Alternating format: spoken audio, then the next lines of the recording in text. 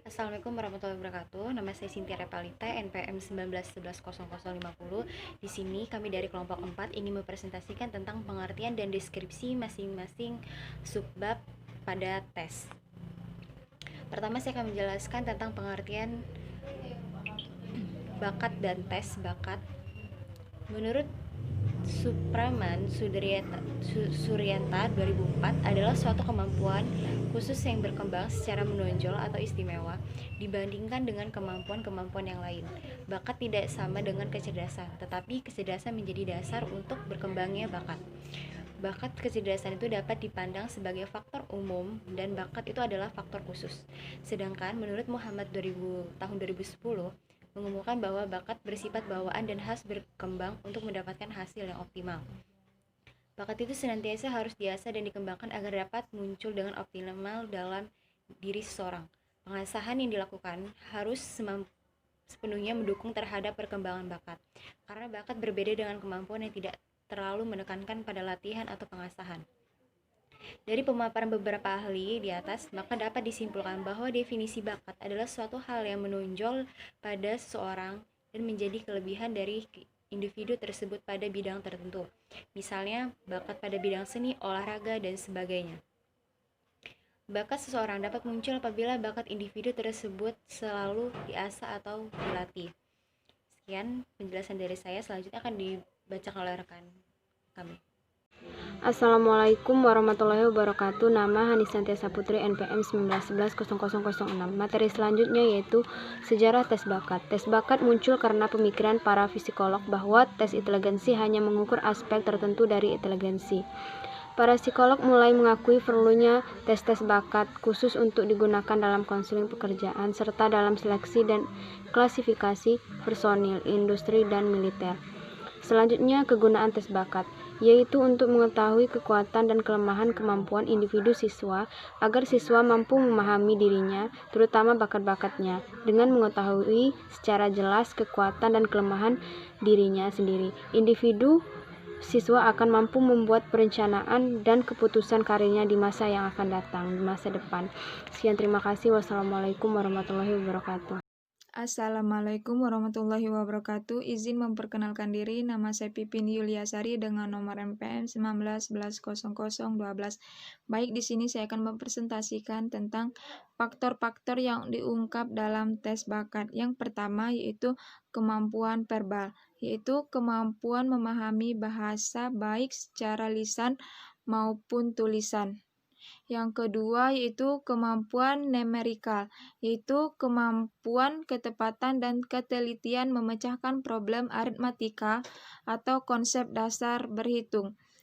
Yang ketiga yaitu kemampuan spesial, yaitu kemampuan merancang suatu benda secara tepat. Yang keempat yaitu kemampuan perseptual, yaitu kemampuan mengamati dan memahami gambar 2 dimensi menjadi bentuk 3 dimensi.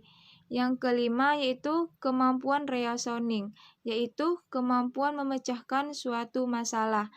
Yang keenam yaitu kemampuan mekanik, yaitu kemampuan memahami dua konsep mekanik dan fisika. Yang ketujuh yaitu kemampuan memori, yaitu kemampuan mengingat. Yang kedelapan, kemampuan klerikal, yaitu kemampuan bekerja di bidang administrasi.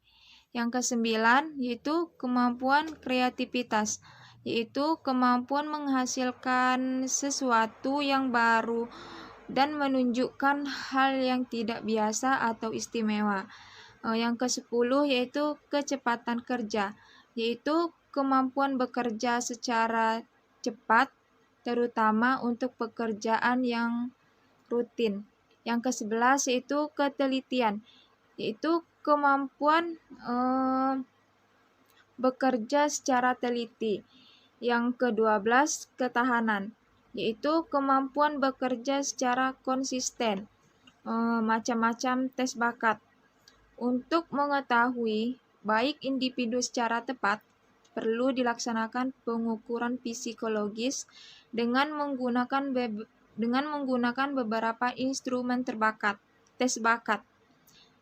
Tes bakat dibagi dalam dua golongan luas, yaitu yang dikenal sebagai kelompok single test dan kelompok baterai test. Yang pertama yaitu kelompok single test bakat yang terdiri dari satu jenis tes dan pada umumnya mengungkapkan kemampuan khusus yang dimiliki seseorang. Di antara lain yaitu tes artistik, tes klerikal, tes kreativitas, tes bakat yang terdiri dari rangkaian. Yang kedua, kelompok baterai tes. Tes bakat yang terdiri dari rangkaian bermacam-macam tes yang masing-masing tes dapat terdiri sendiri, artinya tidak harus digunakan secara keseluruhan. Baik, itu saja yang saya dapat sampaikan. Saya akhiri. Wassalamualaikum warahmatullahi wabarakatuh.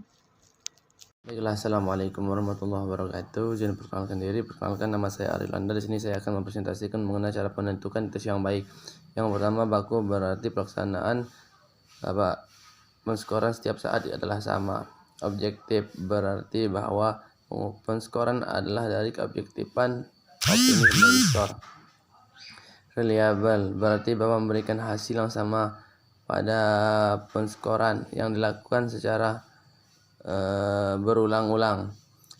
Valid berarti bahwa ini mengukur apa yang diharapkan untuk diukur.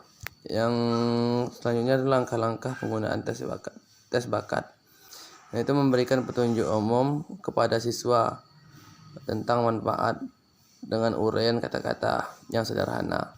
Yang selanjutnya itu penyusunan alat-alat tulis, penyediaan alat-alat tulis. Jika tes dinilai dengan tangan, maka usahakan setiap siswa memiliki 2 pensil atau pena. Pembagian lembar jawaban yang tepat. Selanjutnya, membaca petunjuk untuk setiap subtes dalam buku itu sendiri. Yang selanjutnya yaitu pengaturan waktu yang jelas. Dengan waktu yang telah ditetapkan, maka siswa harus menyediakan stopwatch. Yang selanjutnya itu pengumpulan bahan-bahan termasuk buku tes dan lembar jawabannya. Ya. Mungkin itu saja. Wallahul muwaffiq ila aqwamit thoriq. Assalamualaikum warahmatullahi wabarakatuh. Perkenalkan, nama saya Mario Dharma, NPM 19110035. Di sini saya akan melanjutkan presentasi. Kelebihan tes bakat.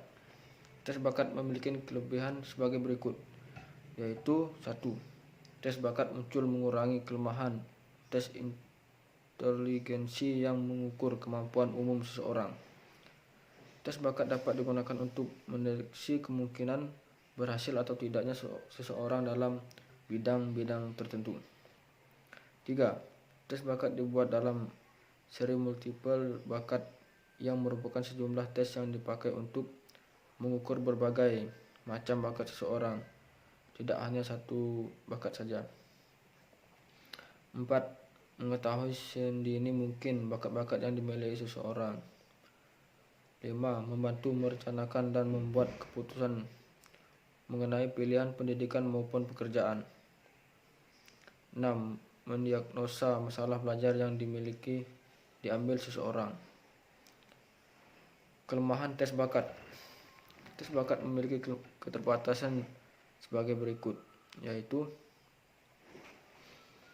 tes bakat hanya mengukur sampel perilaku yang ditunjukkan atau sampel butir tes. Standarisasi tes tergantung pada keadaan sampel standarisasi. Reliabilitas tes jarang mempunyai koefisien reliabilitas sama dengan 1. Dengan pengukuran bakat bukan berarti telah memahami kondisi psikologis secara komprehensif untuk tujuan diagnosis pada prediksi. Sekian, terima kasih.